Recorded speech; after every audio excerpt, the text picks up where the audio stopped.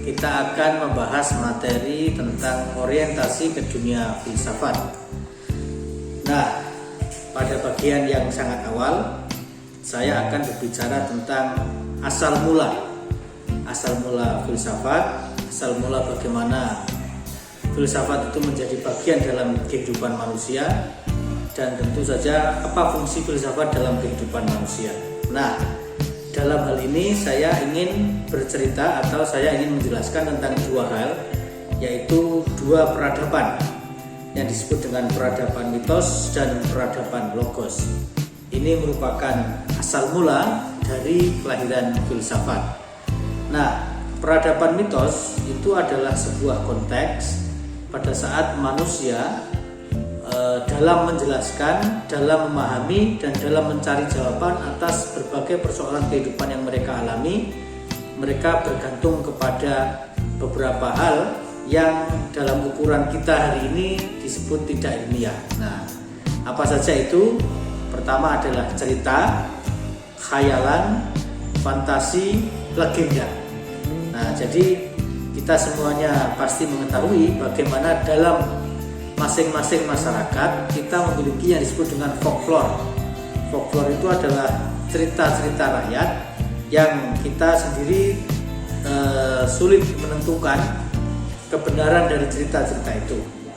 Tentu saja secara mudah dalam arti dengan ukuran ilmiah, kita dengan segera bisa tahu bahwa folklore itu sesuatu yang tidak mungkin terjadi atau sangat sulit untuk dipercaya. Misalnya kisah tentang asal-usul berbagai tempat, atau memang sebenarnya ada aspek yang lain.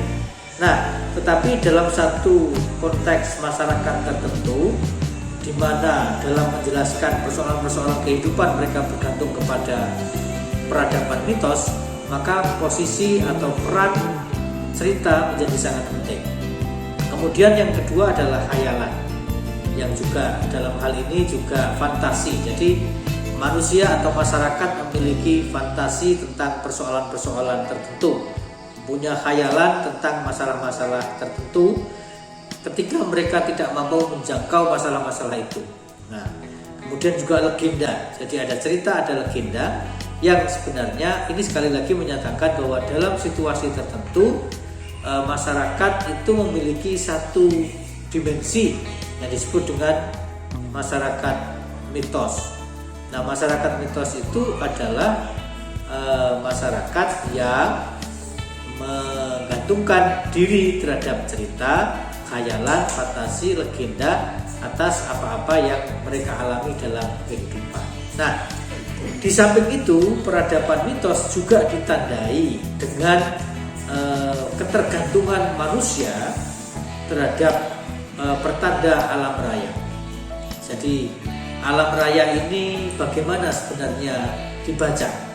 Dalam banyak hal kita sudah mengetahui bahwa pada masa-masa yang sangat dahulu, tapi saya kira juga zaman sekarang kita masih bisa menemukan ketergantungan manusia terhadap pertanda alam raya. Nah, ini menandai peradaban mitos. Kemudian peradaban kedua adalah peradaban logos. Peradaban logos itu ditandai dengan adanya aktivitas berpikir. Jadi dalam memecahkan aneka persoalan dalam kehidupan masyarakat, manusia mulai berpikir gitu.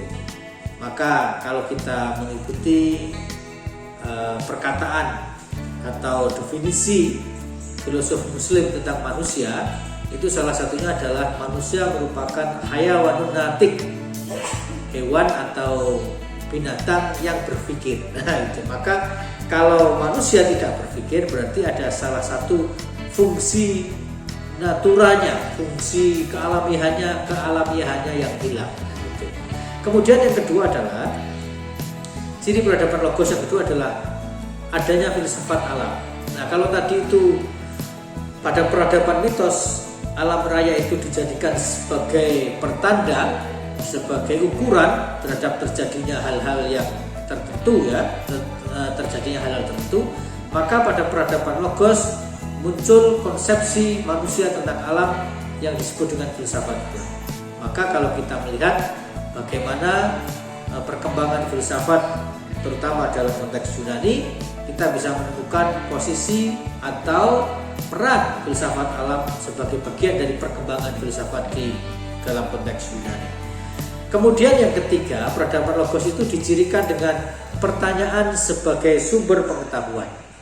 Nah, ini hal yang sangat penting bahwa munculnya pengetahuan dalam diri manusia itu karena manusia memiliki rasa penasaran atau menginginkan jawaban atas segala sesuatu. Maka ditanyakanlah hal-hal itu, sehingga dalam hal ini dinyatakan di dalam peradaban logos pertanyaan adalah sebagai sumber pengetahuan. Maka kalau tidak ada pertanyaan, bisa dimungkinkan, bisa dipastikan tidak akan ada jawaban. Dan kalau tidak ada pertanyaan, kalau tidak ada jawaban atas pertanyaan tadi, maka tidak muncul ilmu pengetahuan. Sebenarnya dalam level praktis maupun level filosofis, intelektual, pertanyaan itu menjadi titik tolak dari segala macam human invention. Penemuan-penemuan dalam kehidupan manusia itu salah satunya yang bersumber dari pertanyaan itu. Pertanyaan tentu saja tidak dalam arti verbal ya, tetapi pertanyaan bisa bermakna persoalan yang dihadapi oleh manusia dalam kehidupan. Misalnya kalau kita mengikuti timeline industri manusia ya, yang sekarang ini disebut sebagai industri 4.0, yang salah satu cirinya adalah ada peradaban cyber fisik. Jadi kita kalau memesan segala sesuatu tidak perlu datang ke tempat itu, kita memesan melalui mesin yang mungkin tidak nyata tetapi hasilnya nyata gitu ya. Itu cyber fisik. Tapi sebelum itu kan ada industri misalnya industri yang dipicu oleh revolusi penggunaan mesin uap misalnya gitu. Tapi sebelum mesin uap kan orang atau manusia menggunakan tapi menggunakan tenaga binatang atau tenaga hewan sebagai bantuan untuk mengatasi persoalan baik itu transportasi maupun angkutan. Nah, maka muncul ide untuk menggunakan tenaga binatang, menggunakan tenaga hewan sebagai bantuan, karena hewan punya tenaga yang lebih besar dari manusia. Dan itu kan sampai sekarang sisanya masih kita temukan. Misalnya ada mesin tertentu itu yang hitungannya adalah tenaga kuda, horsepower, HP misalnya gitu. Nah, kemudian manusia berusaha memecahkan aneka persoalan melalui penemuan-penemuan teknologi di zaman dulu maupun sampai sekarang. Itu kan sebenarnya karena muncul dari pertanyaan dalam arti persoalan atau masalah yang terjadi dalam kehidupan manusia. Mengatasi jarak, lalu diciptakanlah transportasi cepat. Kemudian mengatasi aneka ragam persoalan yang terjadi misalnya berkaitan dengan time difference misalnya gitu. Itu bagaimana? Maka diciptakanlah teknologi informasi yang demikian canggih pada zaman sekarang ini, sehingga kita mengalami persoalan dengan pandemi, tapi kita juga masih bisa menjalankan kuliah kita apapun. Seperti saya yakini dalam berbagai forum saya menyatakan teknologi tetap tidak bisa menggantikan perasaan manusia. Teknologi itu ya tetap teknologi, manusia tetap manusia, dalam arti ada dimensi-dimensi yang satu sama lain tidak bisa saling menggantikan. Apalagi teknologi adalah ciptaan manusia.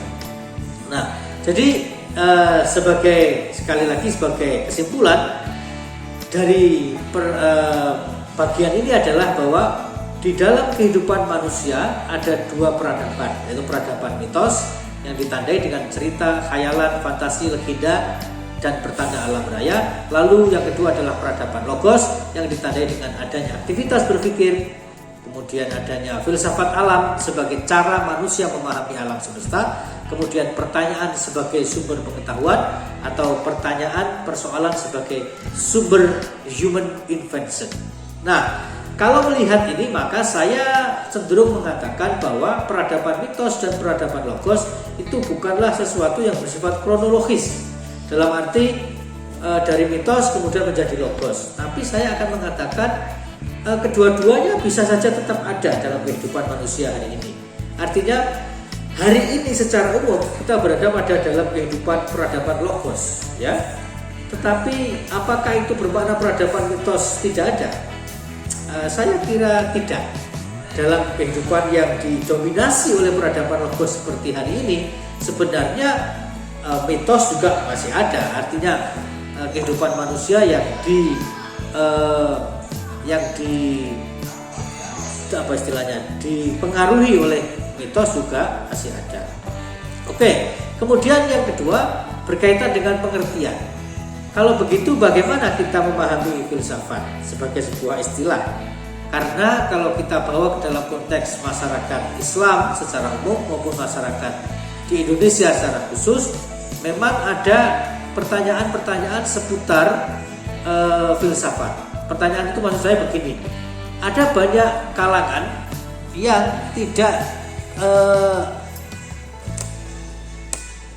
menyetujui filsafat diajarkan di sekolah atau di perguruan tinggi misalnya gitu. Alasannya adalah karena filsafat membawa orang kepada kekafiran. Alasannya adalah karena filsafat menjadikan orang tidak percaya kepada Tuhan dan seterusnya. Tapi sebenarnya pemikiran seperti itu saya kira terlalu dangkal, dalam arti tidak bisa dipahami sesederhana itu. Maka kita perlu mengetahui tentang pengertian filsafat secara etimologi maupun secara terminologi. Secara etimologis, filsafat berasal dari bahasa Yunani philo, artinya cinta, dan sophia artinya kebijaksanaan. Maka filosofia atau falsafah atau filsafat dalam bahasa Indonesia itu adalah secara sederhana bisa kita artikan sebagai cinta kebijaksanaan. Nah, gitu. Tetapi sebagai istilah tentu tidak ada definisi tunggal terhadap filsafat. Karena itu kita bisa menampilkan beberapa versi, misalnya Socrates sebagai tokoh filsafat Yunani menyebut bahwa secara istilah filsafat itu artinya adalah pengembaraan pikiran tanpa batas. Nah, jadi kalau kita berbicara tentang pemikiran manusia itu bisa berkelana kemana saja dengan alam pikirannya. Nah, itu secara fisik orang bisa berada di satu tempat, tapi secara intelektual dia bisa berada di tempat yang lain. Nah, itu kira-kira yang dimaksud dengan Socrates sebagai pengembaraan tanpa batas. Artinya juga bahwa kita bisa berpikir tentang apa saja. Dan bahkan kalau kita ikuti belakangan ini kan banyak sekali ya orang-orang yang lalu menekuni profesi sebagai motivator atau berprofesi sebagai mempengaruhi orang untuk berpikir positif misalnya itu. Dan kita temukan perkataan bahwa kekuatan pikiran itu mempengaruhi kehidupan kita. Nah, misalnya begitu. Sehingga dalam banyak hal apa yang kita pikirkan itu bisa saja terjadi dalam kehidupan kita, karena ada juga teori yang menyebutkan tentang semesta mendukung. Jadi kalau kita punya pikiran tertentu dan kita yakin dengan apa yang kita pikirkan itu, maka semesta mendukung. Semesta mendukung itu dalam arti akan ada saja jalan yang menjadikan kita untuk mencapai apa yang kita yakini itu. Nah, apakah itu juga berkaitan dengan ini? Saya kira iya. Pengembaraan pikiran tanpa batas itu artinya pemikiran manusia itu bisa menentukan banyak hal. Kemudian Aristoteles berbicara tentang filsafat itu adalah ilmu tentang kebenaran. Nah, philosophy is a science about truth. Kemudian pertanyaannya adalah what kind of truth? Kebenaran apa yang diperjuangkan atau dipelajari di dalam filsafat? Nah, maka ada yang mengatakan filsafat itu adalah ilmu radikal. Radikal itu maknanya adalah akar. Radikal itu diambil dari kata akar. Maknanya adalah radix itu maknanya akar. Maknanya berarti filsafat itu adalah sebuah ilmu yang mempelajari segala sesuatu dari asal, dari akarnya, gitu, dari sampai kepada akar-akarnya. Misalnya begini, saya pernah membaca sebuah gambaran sebuah gambaran tentang filsafat itu yang ditulis oleh Profesor Harun Nasution dalam bukunya Islam Rasional. Beliau mengatakan filsafat itu berbicara tentang asal mula segala sesuatu. Jika misalnya ada benda, misalnya sepeda motor, maka kita pertanyakan, filsafat mempertanyakan apakah sepeda motor itu. Berarti bisa bertanya tentang fungsi, bisa bertanya tentang hakikat, bisa bertanya tentang katakanlah perkembangan dan lain-lain. Tapi dalam pertanyaan apakah sepeda motor itu, kalau dijawab sepeda motor adalah alat transportasi, sampai di situ maka pertanyaan tidak berhenti. Kemudian muncul pertanyaan, terbuat dari apakah sepeda motor? Sepeda motor adalah sebuah alat transportasi yang terbuat dari berbagai gabungan dari berbagai macam material. Ada besi, ada plastik, dan lain-lain. Kemudian filsafat tidak berhenti di situ, tapi filsafat mempertanyakan dari mana asal mula plastik, dari mana asal mula besi, dari mana asal mula benda-benda lain yang digunakan sebagai bahan dasar motor itu. Maka jawaban pada akhirnya adalah mengatakan semua berasal dari alam raya. Nah, maka ketika saya beberapa waktu yang lalu berbicara di Sekolah Tinggi Filsafat dan Teologi Katolik Widya Sasana Malang tentang hakikat manusia dalam pandangan filsafat Islam, saya menyatakan pandangan Islam tentang manusia itu kompatibel, sejalan dengan pandangan filosofis tentang hakikat di alam semesta ini. Karena Islam mengatakan bahwa filsafat itu adalah manusia itu bersumber dari hal yang asali. Dan misalnya di dalam Al-Quran disebutkan manusia itu dibuat dari saripati tanah. Nah itu. Padahal pertanyaan yang tadi saya kutip dari Profesor Harun Nasution, bertanya tentang benda-benda termasuk motor yang tadi saya contohkan, itu pada akhirnya ternyata berakhir dengan jawaban bahwa seluruh benda itu berasal dari alam semesta dan berasal dari tanah. Nah begitu. Berarti ini ilmu tentang kebenaran. Maka kalau kebenaran itu bersifat filosofis dalam arti bersifat tentang wacana, berarti kita selalu bertanya tentang bagaimana ada hakikat, ada fungsi, paling tidak dua itu. Maka dalam setiap hal yang kita temukan, yang kita hadapi, kita selalu punya pertanyaan tentang hakikat dan fungsi ini sebagai bagian dari pertanyaan filosofis. Kemudian Muhammad Hatta mengatakan bahwa berpikir merdeka dengan tiada dibatasi kelanjutannya. Nah ini hampir sama dengan definisi Socrates bahwa filsafat itu adalah pengembaraan pemikiran tanpa batas, kembara pikiran. Nah itu.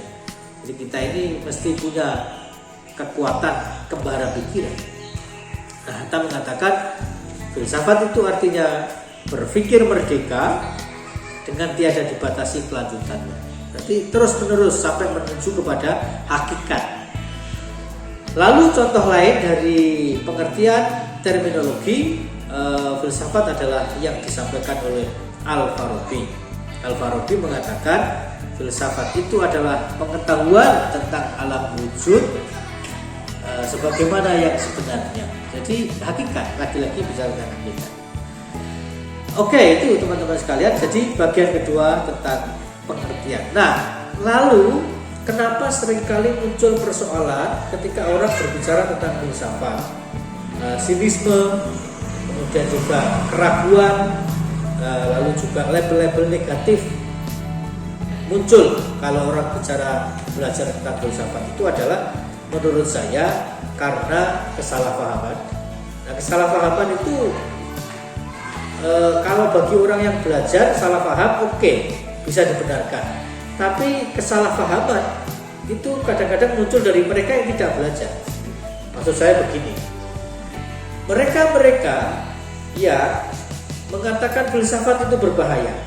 Mereka yang menyatakan bahwa filsafat itu menjauhkan manusia dari Tuhan. Mereka yang menyatakan bahwa filsafat itu menjauhkan manusia dari agama. Betulkah mereka telah belajar filsafat? Nah, saya meragukan. Karena kalau belajar filsafat yang sesungguhnya justru tidak begitu kesimpulannya. Nah, gitu ya. Kecuali Al-Ghazali lain, levelnya lain, karena dia melakukan kritik, tapi tidak berarti dia anti dengan filsafat secara keseluruhan. Oke.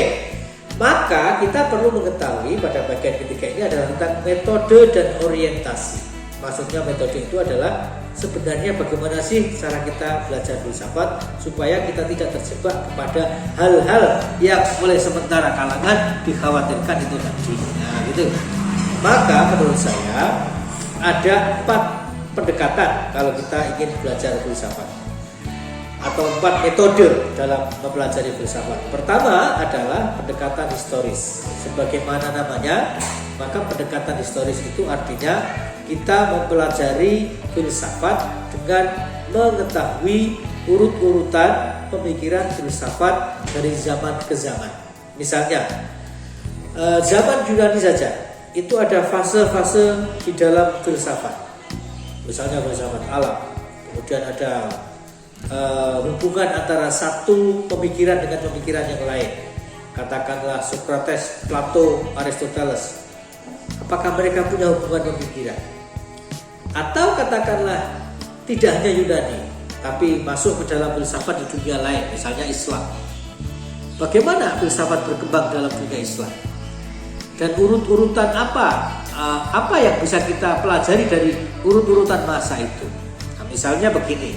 Secara umum saja saya ingin berbicara, kalau kita belajar tentang filsafat Islam, maka mau tidak mau kita akan menemukan satu fakta yang banyak diungkapkan oleh para pengkaji filsafat Islam, bahwa inspirasi atau sumber bagi kelahiran filsafat dalam Islam itu adalah filsafat Yunani, gitu ya.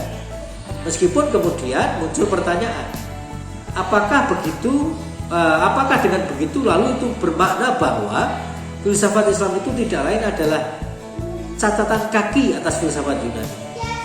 Atau dalam beberapa dokumen literatur sering dikatakan, apakah itu bermakna bahwa Islamic philosophy is an Arabized version of Greek philosophy?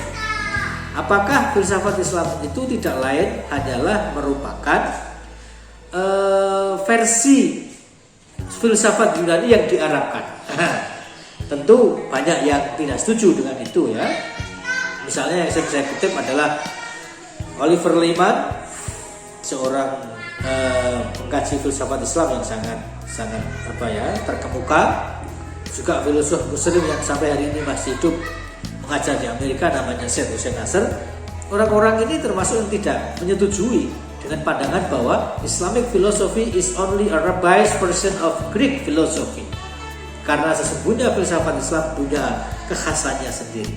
Tetapi betapapun filsafat Islam memiliki kekhasannya sendiri, tetap saja tidak bisa dipisahkan atau tidak bisa ditinggalkan begitu saja kontinuitas antara atau pengaruh filsafat Yunani terhadap filsafat Islam. Sehingga filosof Muslim pertama yang lahir dalam dunia Islam, Al-Kindi itu, kemudian ada Ibnu Sina, Al-Farabi, Al-Ghazali dan seterusnya, itu punya satu sebutan tersendiri. Misalnya ada yang menyebut filsafat Islam generasi awal itu sebagai bercorak atau beraliran Neoplatonis. Neoplatonis itu maknanya mereka tiada lain kecuali melakukan penafsiran terhadap pikiran-pikiran Plotinus saja, misalnya begitu. Ada juga yang menamakannya dengan peripatetik, dalam bahasa Arab disebut dengan masyasya'i, artinya purely rational. Nah, kalau purely rational ini berarti sangat Greek, gitu, sifatnya sangat Greek gitu, Yunani gitu. Tetapi sebagai urutan begitu. Kemudian pada masa berikutnya muncul aliran filsafat yang bernama Al-Isyraqiyah, atau dalam bahasa ilmiah disebut dengan Illuminatif, aliran pencerahan begitu, yang dipelopori oleh Suhrawardi. Yang Suhrawardi ini menolak filsafat yang purely rational itu. Dia tidak terlalu setuju, sehingga dia menawarkan ada tidak hanya rasio tapi juga ada dzauq, ada apa ya, irfan, sehingga perpaduan antara akal dan irfan itu bisa melahirkan satu aliran filsafat baru, yaitu aliran iluminatif atau isyraqiyah, aliran isyraqiyah. Suhrawardi ini dieksekusi pada usia muda. Menurut sebuah versi dia meninggal pada usia 37 tahun, masih sangat muda, karena dia mengembangkan pikiran tentang isyraqi tadi itu dicurigai oleh kalangan fuqaha. Itu karena para fuqaha, yang kalau kita bicara tentang kaum fuqaha berarti kan pendekatannya formal ya, formal. Dalam fikih kan kita mengenal ada istilah nahkumu bidawahir. Jadi yang diadili itu adalah yang tampak-tampak, sementara filsafat bicara tentang hal yang tidak tampak. Pada usia 37 tahun Suhrawardi dieksekusi oleh Sultan Aleppo, yang sesungguhnya Suhrawardi ini berkawan akrab dengan Pangeran Aleppo. Tapi karena desakan kaum fuqaha kepada Sultan itu lebih kuat, sehingga perlindungan Pangeran Aleppo, Nizam siapa namanya saya lupa, Nizamul Muluk kalau nggak salah, itu tidak berpengaruh terhadap posisi Suhrawardi. Kemudian muncul aliran-aliran lain, misalnya ketika kejayaan Islam terjadi pada zaman 3 kerajaan besar, yaitu Safawi di Persia, Mughal di India, dan Turki Utsmani di Turki, Utsmani di Turki. Di Safawi, di dinasti Safawi, pada zaman dinasti Safawi di Isfahan muncul sebuah aliran di bawah guru filsafat yang terkenal namanya Mir Damad. Alirannya bernama Madhab Isfahan. Kemudian Madhab Isfahan ini belajar kepada Mir Damad ini adalah seorang filsuf lain yang namanya Mulla Sadra. Belakangan Mulla Sadra mendirikan madhabnya sendiri yang dikenal dengan istilah Al-Hikmah Al-Muta'aliyah. Gitu. Jadi kira-kira begitu. Kalau kita bicara tentang pendekatan historis di dalam filsafat, berarti kita mempelajari filsafat dari urut-urutan masa. Urut-urutan masa ya, tetapi yang lebih penting dari urut-urutan masa itu adalah bagaimana dari satu masa ke masa lainnya filsafat itu mengalami perkembangan. Kemudian kalau kita bicara hari ini ya, pemikiran filosofis berkembang dengan sangat baik di Iran kalau hari ini, sehingga saya pernah sebentar belajar di Mustafa International University di Iran, di Qum, tentang filsafat Islam ini, dan mencari guru-guru filsafat itu begitu mudahnya di Iran itu.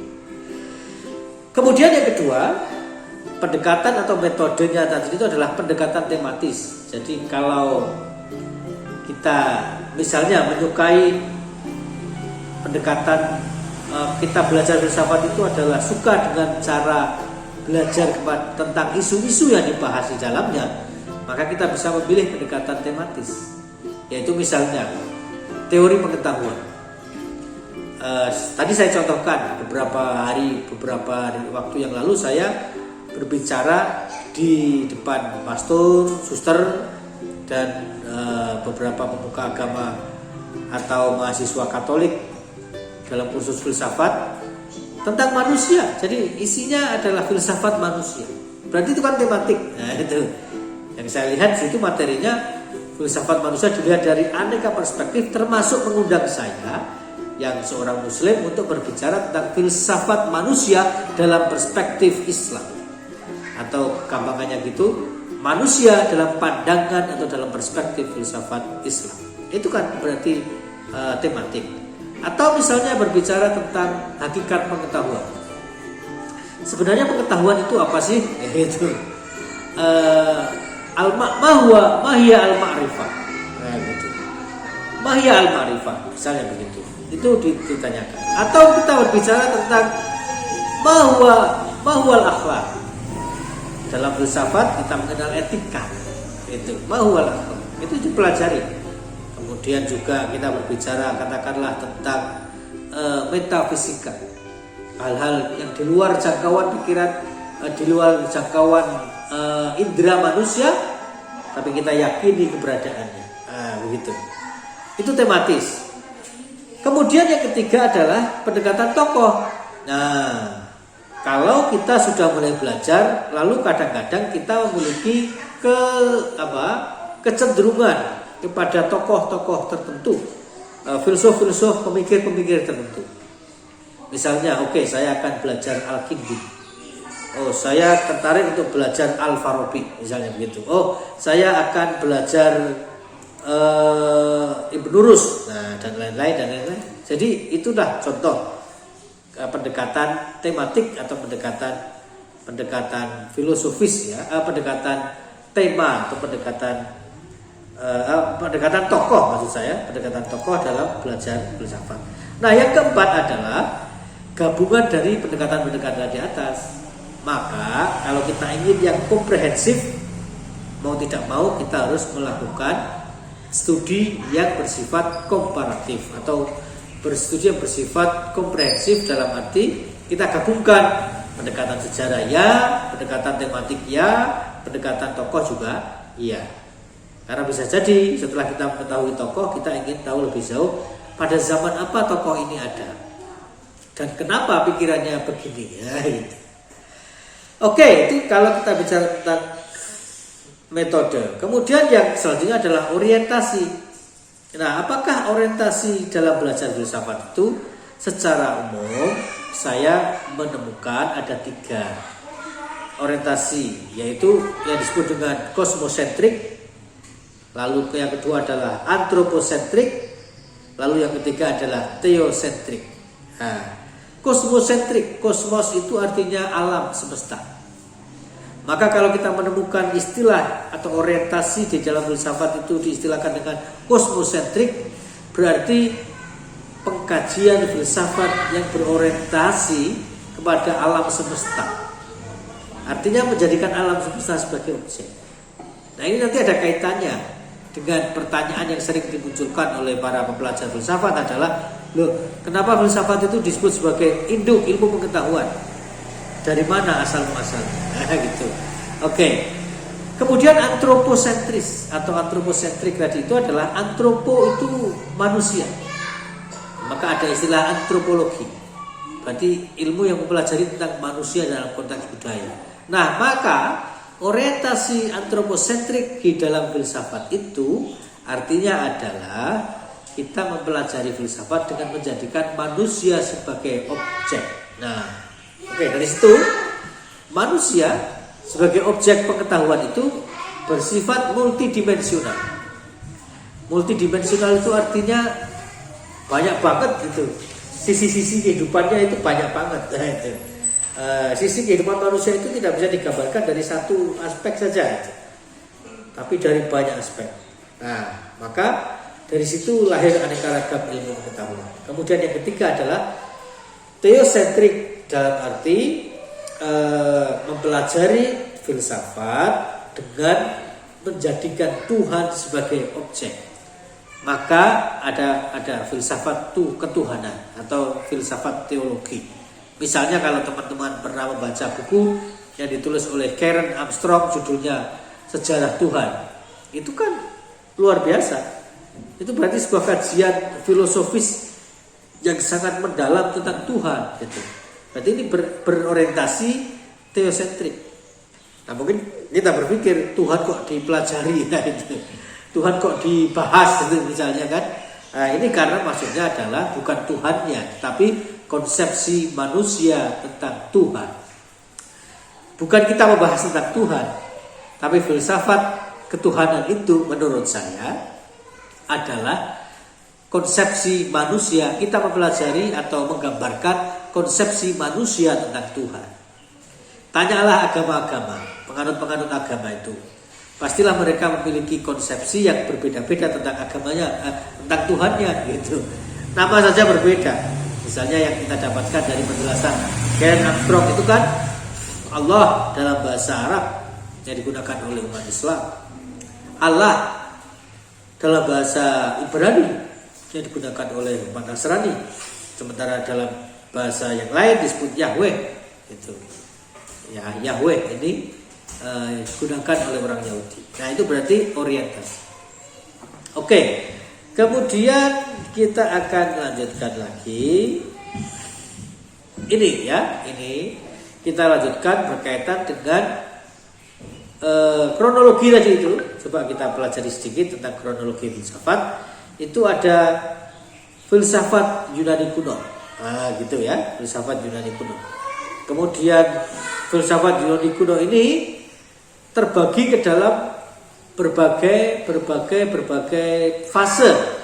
Misalnya ada fase yang disebut dengan filsafat alam pertama, gitu. Itu rentangannya adalah 625 sebelum Masehi sampai 480 sebelum Masehi. Berarti 5 abad sebelum kelahiran, antara 6 sampai 4 abad sebelum kelahiran Nabi Isa. Berarti Nabi siapa itu pada zaman itu? Nabi-nabi ada di Arab, di tanah Arab ya, atau istilahnya itu bangsa Semit. Sementara ini di Yunani ada filsafat kelam.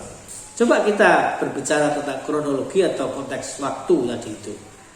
Kira-kira mereka ini hidup pada zaman Nabi siapa? 625 sebelum Masehi. Ya gitu ya. Kemudian pada zaman atau fase kedua dalam filsafat Yunani itu adalah fase Herakleitos, yaitu pada tahun 540 sampai 480 sebelum Masehi. Sebelum lebih jauh, saya hanya ingin memberikan mengingatkan saja tentang penghitungan tahun sebelum Masehi. Itu mesti mundur ya, itu mesti mundur. Kemudian filsafat Elia. Filsafat Elia itu terjadi pada tahun 540 sampai 460 Masehi, kemudian juga sampai 460 sebelum Masehi. Oke. Dan begitu seterusnya sampai saya tidak akan habiskan ini. Tapi kemudian yang populer kita dengar itu adalah filsafat Yunani klasik. Sokrates itu pada tahun 470 sampai 399 sebelum Masehi. Kemudian Plato pada tahun 427 sampai 327 sebelum Masehi. Kemudian Aristoteles itu pada tahun 384 sampai 322 sebelum Masehi. Nah, begitu seterusnya. Kemudian kalau kita lihat ternyata ada agama di Persia namanya Zoroaster. Kemudian tadi kita bicara Sokrates pada tahun 470 sampai 399 Masehi. Kemudian Thales itu pada filsafat alam. Ternyata dalam sebuah buku yang ditulis oleh Richard Solomon, dia menyebut bahwa filosof pertama dalam kehidupan manusia itu adalah Ibrahim. Ya itu, yang tahunnya adalah milenium kedua sebelum Masehi. Ya, awal milenium kedua sebelum Masehi, berarti berapa? 2000-an tahun. 2000-an tahun sebelum Nabi Isa, begitu, kalau sebelum Masehi. Nah, kemudian ya nanti akan saya kirimkan PowerPoint yang saya punya ini. Kemudian kita bicara tentang umum saja. Cabang-cabang filsafat itu apa saja? Ada logika, itu berbicara tentang alur pikiran manusia itu. Kemudian ada ontologi, itu berbicara tentang hakikat itu. Epistemologi berbicara tentang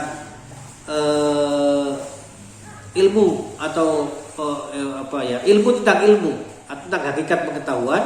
Kemudian aksiologi itu adalah praktik dari pengetahuan. Lalu ada cabang filsafat yang bernama etika atau akhlak. Lalu teologi tadi sudah kita singgung sebentar.